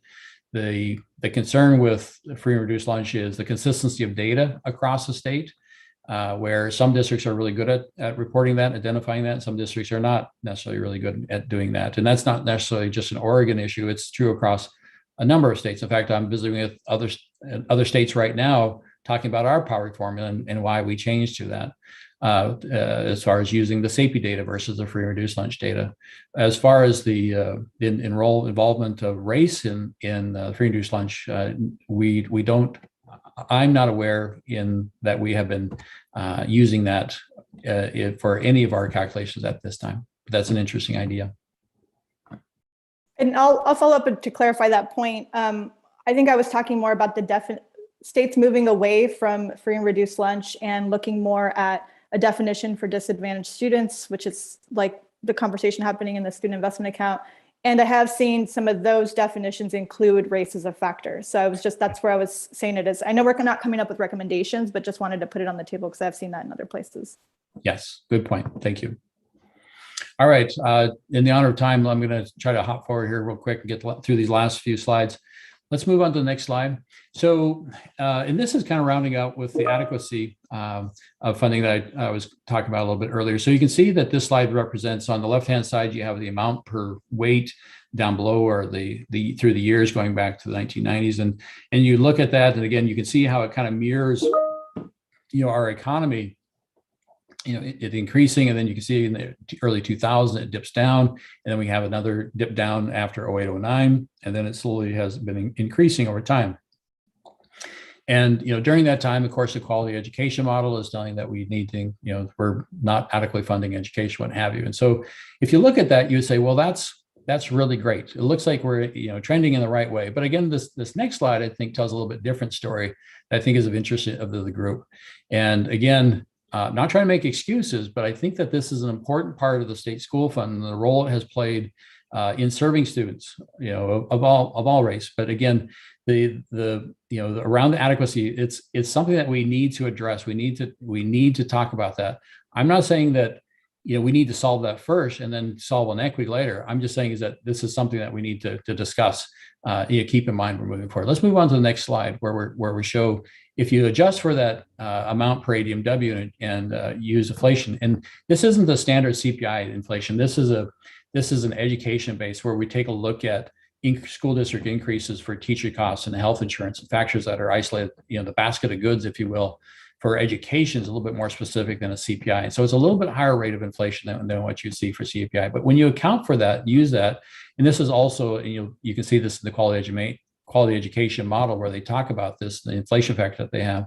You can see that, we have, if you look at that over time from the early 90s to where we're at now, it has decreased over time. And in many of this, these are all discussed during the Student Success Act. So again, and the committees. And so this isn't as any surprise, but I think just, again, some of you that are relatively new to this work, this may come as a surprise with this work. But again, you can see in the early 90s, we're a little over 4,000. Our goal was right about $4,500. And so again, you can see that we're right about $3,500 if you account for inflation over time. And so that roughly 1.9 funding ratio, which is 1.9 times the $4,500, if you account for inflation, we're still lagging behind. Let me just close out with this, with the state school fund, this last note, and just kind of a point. I'm not trying to influence, but just, and I use, and again, this is a slide I struggled with, and I said that currently the state school fund it's a revenue formula. And I have this conversation many times with people that are, that are not happy with the state school fund. So I remind them, I say, well, it's a revenue formula, and it's highly prescriptive in statute and rule. And so it takes into account local needs and resources, state needs and resources, and allocates funding based on an equalization formula as prescribed. And then Oregon's equity resources identified in the priorities of the state school fund weighting and carve-outs. And I was very careful with that word, priorities. And as I tried to show earlier, is that if you look at the weights, the number of weights that we have, you can, and where they're at with that, that's currently what our priorities are with that. We do have equity in there, but is it a priority is the question I would have for the group. It is not a reimbursement grant. It's not a block grant, nor is it an outcomes based. And again, we leave, it has been very purposeful that with local control, and that there's great discretion with the resources. However, superintendents would argue that it's not as low, it's not as much discretion as some people be led to believe. But where I'm going with this is that it's a revenue formula at this time based on the needs of the school districts and the availability of resources. And then again, as identified there in that last statement, it's how best to use those resources unless otherwise directed by the legislature. So I will pause there, see if there's any other questions. It looks like Amanda has her hand up again. Oh, okay. All right. So I'll pause and see if there's any questions from the group, the committee.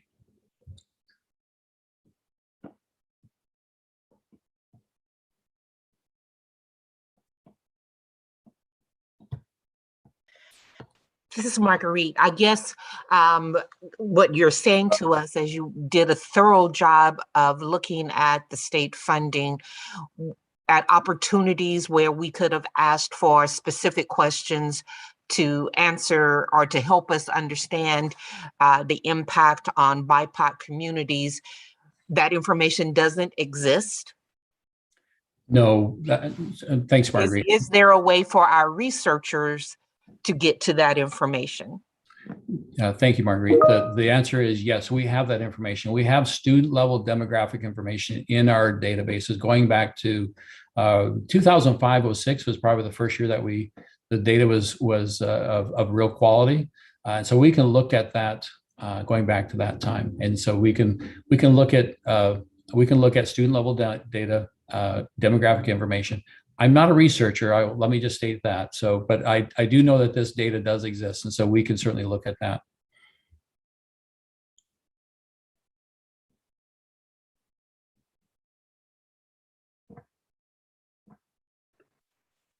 Are there any other questions?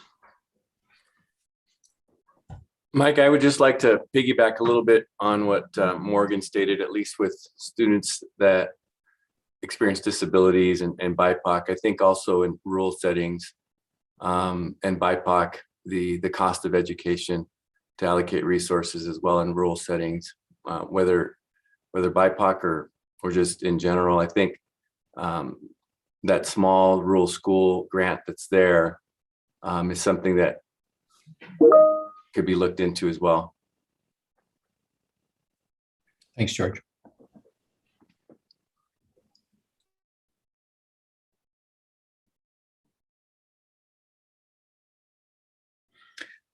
I'll just close there. It sounds like we're done with questions. I'm always available and happy to help with questions. Don't hesitate to reach out if you need help. Thanks, Mike.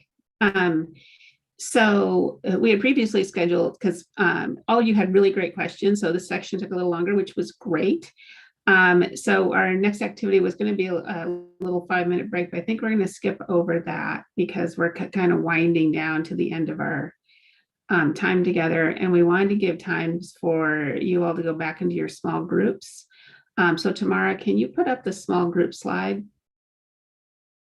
Whoops. And it's going to be the same groups you met with previously, so spoiler alert on that. And we're going to have you specifically, there, and next one here. There we go. So we're going to have you specifically, talk about, are there other questions you have about the budget note, the committee, anything you saw today? And your facilitators will be documenting those questions all into one big document, right? And then also to talk about what your goals or hopes that you have for your work together today. And these are questions that, certainly in your small groups, you can talk about them, but you can also feed that into us, as you think about those, as you go back to your homes and that kind of thing. So, okay, I'm going to feed everybody into their small groups right now. And